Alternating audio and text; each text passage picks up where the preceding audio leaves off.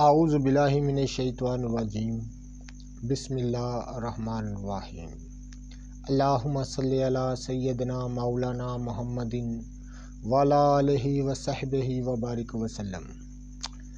Programme حکمہ قدیم کا انسانی صحت پر فکر و فلسفہ کے ساتھ میں ہوں حکیم عامر شہزاد ڈسکا سے۔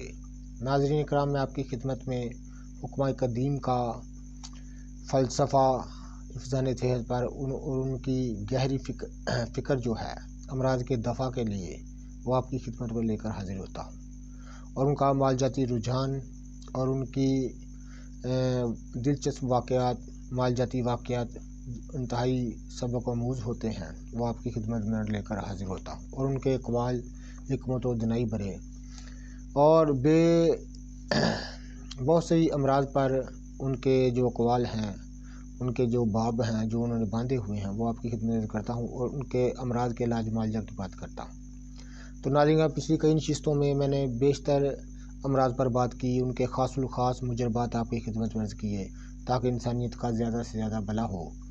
تو ناظرین کرام، اس نشست میں، اس ویڈیو میں بات کرنے جا رہا ہوں بانجھ پن برائے مردانہ پر۔ جس طرح عورتوں کو بانجھ پن ہوتا ہے، وہ اولاد پیدا کرنے کے قابل نہیں ہوتی، اس طرح مردوں کا بھی ایک بانجھ پن ہوتا ہے، لیکن بہت کم لوگ اس سے واقف ہیں۔ یعنی ان کا جو تخم ہے، جو ان کا بیج ہے، وہ اس قابل ہی نہیں ہوتا کہ وہ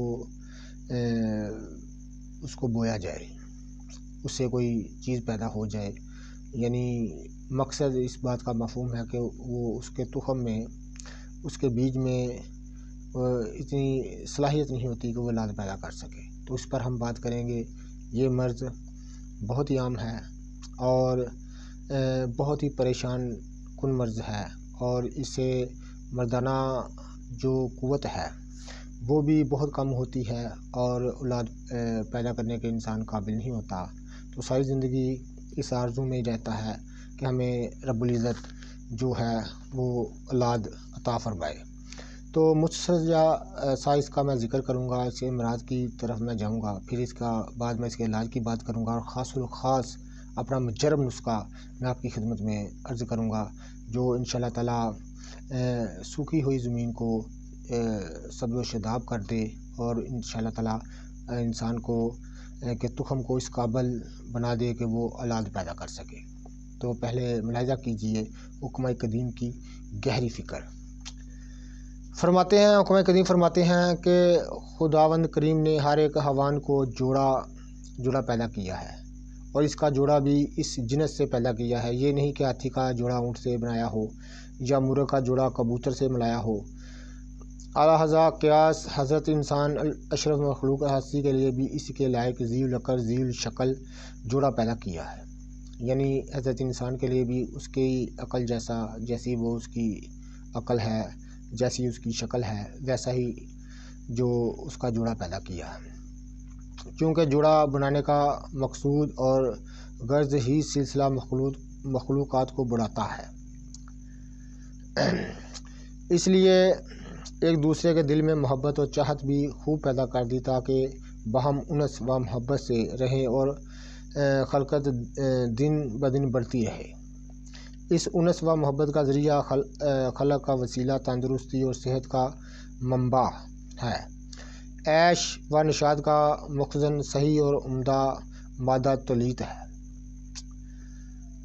یعنی منی، مادہ منی جو ہے اس کی بات کر رہے ہیں، جس کی مثال بینہ اس تخم سے دی جا سکتی ہے جو کہ زمین میں بویا جاتا ہے۔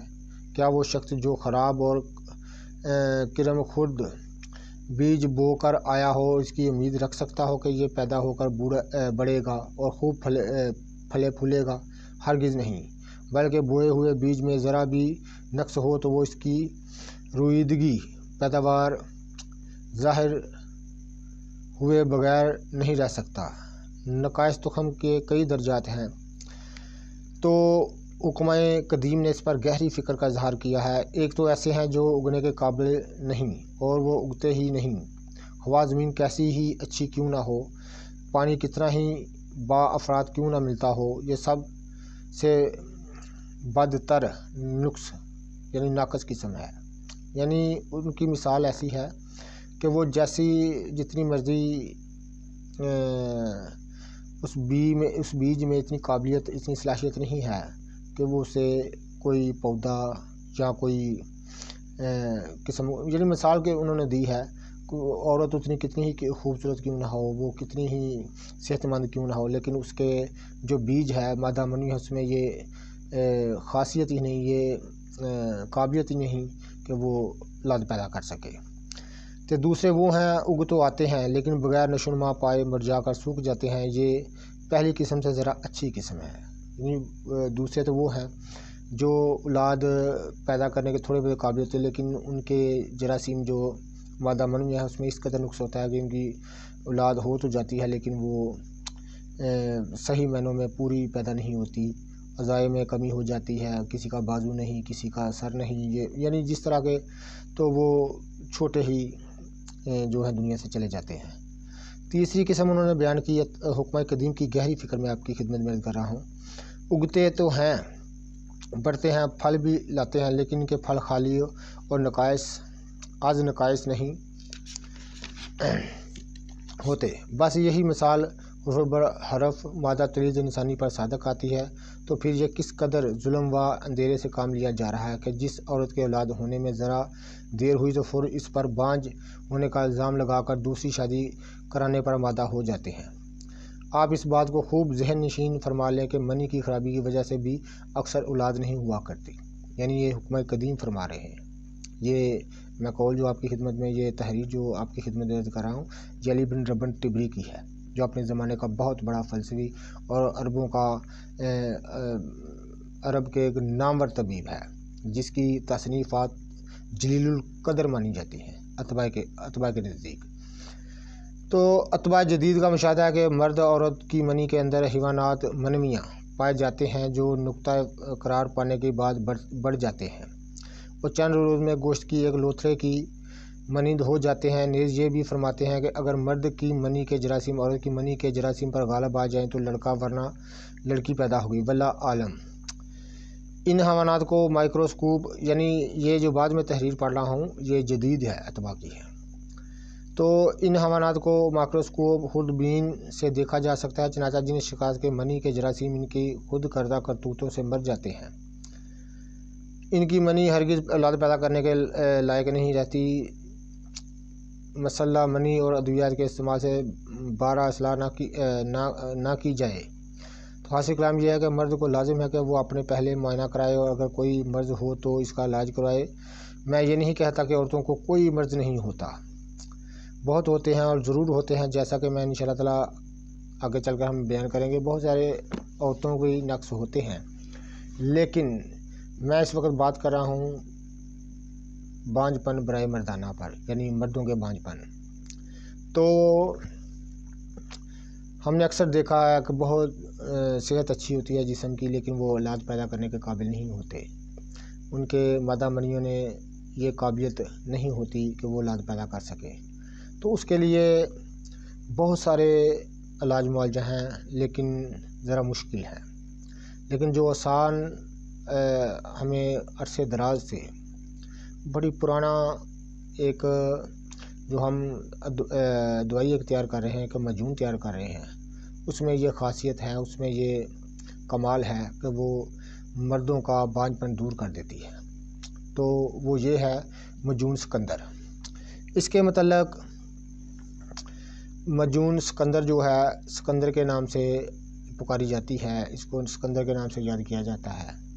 اور جو یونانیوں کی کتب ہیں ان کی جب شرح آگے چل کر جو ان کے اردو ترجمے ہیں ان میں پڑھا ہے کہ سکندر اعظم جو ہے اس کے گھر اولاد نہیں تھی، تو حکیم ارسطو جو ہے یونان کا جو پانچواں یا چھٹا بڑا فلسفی ہے، اس نے یہ مجون بنا کر اس کو دی اور اس کے گھر اللہ تعالیٰ نے اس کو اولاد دی۔ تو ناظرین کرام، نسخہ ہم آپ کی خدمت عرض کر دیتے ہیں، ہم بخل سے کام نہیں لیتے اور نہ ہمارا یہ شیوا ہے، رازق اللہ کی ذات ہے، تمام اختیار اللہ کے پاس ہیں، تو ہم بغیر کسی جھجک کے آپ کی خدمت میں نسخہ عرض کر دیتے ہیں اور استعمال کریے گا، دعائے خیر سے یاد کیجیے گا۔ یہ گوہر نیاب ہے جو ہم آپ کی نظر کرتے ہیں، قدر جانیے گا۔ یہ مجون سکندر ہے، اس کو مجون برائے بانج پر مردانہ بھی کہتے ہیں۔ تو نسخہ عرض کرتے تھے آپ کی خدمت میں، ذرا غور سے سنیے گا۔ تخم شلگم، تخم انجرا، تخم جریر، تخم گزر، پودینہ خشک، تخم حالیوں،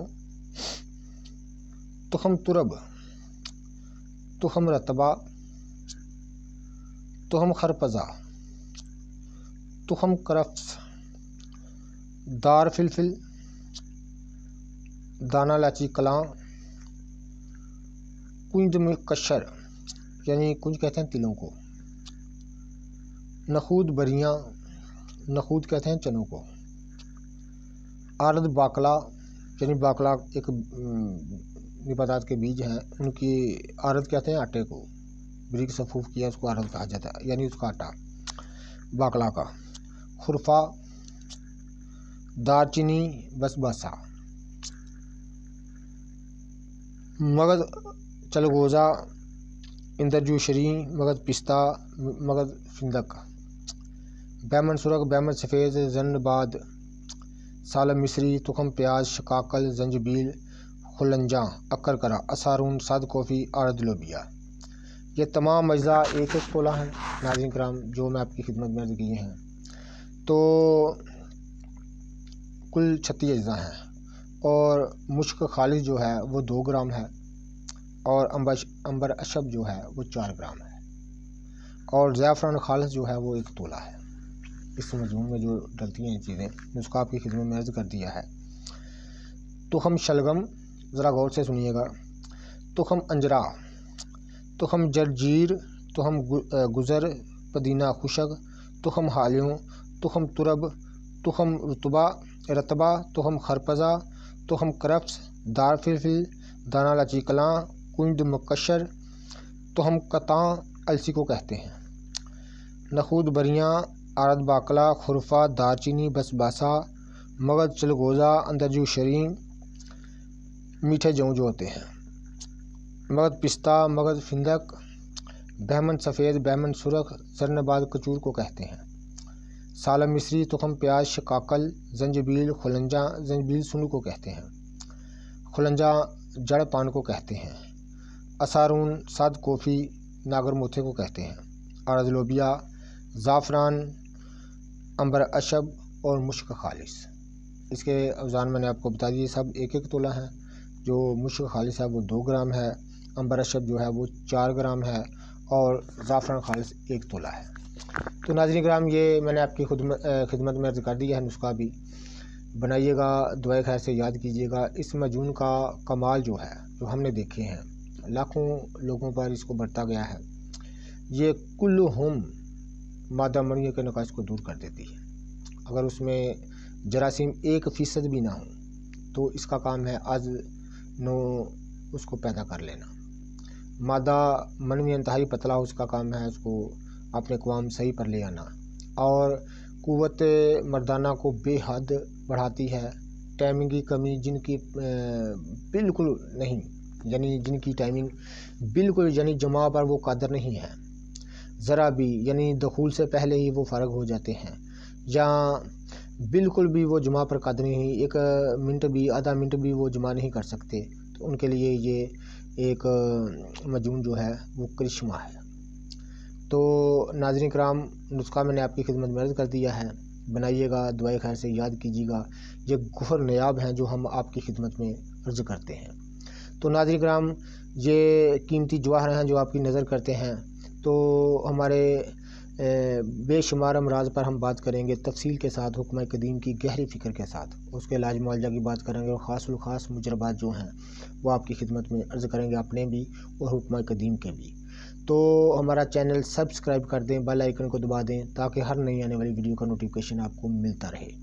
اگر اس مجون کو بنانے میں یہ تمام چیزیں آپ نے لے کر اس کا وزن کرنا ہے، مجون کا جو صحیح طریقہ بنانے کا ہوتا ہے، وہ تمام چیزیں لے کر اس کو بریک پاؤڈر کر لیں ہاون دستے میں ڈال کر، تو اس کا وزن کریں تمام چیزوں کا، اس کے سہ چند آپ نے شہد لینا ہے خالص۔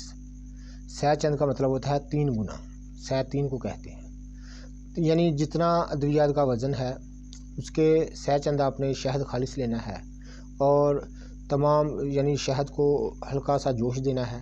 جب وہ جوش آ جائے تو اس کو نیچے اتار کر جب وہ ٹھنڈا ہونے لگے تو اس میں یہ ادویات جو ہیں وہ شامل کر کے اس کو ہلا دینا ہے۔ تو جو زعفران ہے وہ بھی آپ نے شامل ادویات کے ساتھ شامل کر لیں۔ جو مشک خالص ہے اس کو ایسے نہیں شامل کیا جاتا، نہ عنبر اشب کو کیا جاتا ہے۔ ان کا طریقہ یہ ہے، ارگ گلاب میں ان کو اچھی طرح سے حل کیا جاتا ہے، یا ارگ ریو کیوڑا میں یا بید مشک میں ان کو حل کیا جاتا ہے، اور اس کے بعد وہ ادویات میں شامل کیا جاتا ہے۔ یہ معجون بنانے کا آسان طریقہ ہے۔ تو ناظرین گرام، اگر آپ بنا سکیں تو 1000 بسم اللہ، اگر نہیں تو ہمارے پاس، ہم تو سے دراز سے اس کو تیار کرتے ہیں، ہر وقت تیار ملتی ہے، ہم اس کو تیار کر کے رکھتے ہیں۔ تو قیمت تھوڑی سی مہنگی ہے، تو آپ نے اگر منگوانی چاہیں تو انشاءاللہ تعالی شرطیہ علاج ہے مردانہ کمزوری کا اور صورت نزال کا اور مادہ منویہ کے تمام نقائص کا۔ تو خاص طور پر جو اولاد پیدا کرنے کے قابل ہیں ان کے لیے تو یہ کرشمہ ہے۔ تو شرطیہ علاج ہے، بہت گارنٹی کا علاج ہے۔ تو ذرا یہ مہنگی پڑتی ہے چونکہ اس میں مشک خالص اور عنبر اشب اور دونوں چیزیں کافی مہنگی ہیں۔ تو تقریباً یہ 1 کلو پیکنگ جو ہے، 1 کلو مریض کو کھانی پڑتی ہے، یعنی کم از کم 40 دن تو اس کو کھانی پڑے گی صبح شام۔ اس کی خوراک ہے تقریباً آدھا چمچ کھانے والا دودھ کے ساتھ، تو 40 دن تو کھانی پڑتی ہے۔ تو 1 کلو جو پیکنگ ہے اس کی ہمارے ہاں 50,000 روپے کی ہے، چونکہ اس میں اجزاء جو ہیں وہ کافی مہنگے ہیں۔ تو لیکن اپنی صحت سے بڑھ کر یہ روپے پیسے، یہ دولت نہیں ہوتی، اولاد سے بڑھ کر نہیں ہوتی۔ اگر آپ ہم سے منگوانا چاہیں تو ہمارا نمبر ذہن نشین کر لیجئے گا، ہمارے ساتھ رابطہ کیجئے گا، ہم آپ کو بذریعہ ڈاک بذریعہ TCS آپ کو روانہ کر دیں گے، آپ کہیں بھی ہوں۔ تو نمبر ہے ہمارا 0308 610 2484، یہ نمبر ہے ہمارا۔ آپ کو ہمارے ساتھ رابطہ کیجیے، ہم آپ کو بھیج دیں گے۔ تو ناظرین کرام، مزید ویڈیو کے لیے، مزید ہمارا چینل دیکھنے کے لیے، امراض کے دفع کے لیے حکمہ قدیم کی گہری فکر اور حفظان صحت پر فلسفہ جو ہے ان کے اقوال، حکمت و دانائی برے آپ کی خدمت میں لے کر آئیں گے۔ ہمارا چینل دیکھتے رہیے، ویڈیو کو شیئر کیجیے گا، لائک کیجیے گا۔ اللہ حافظ۔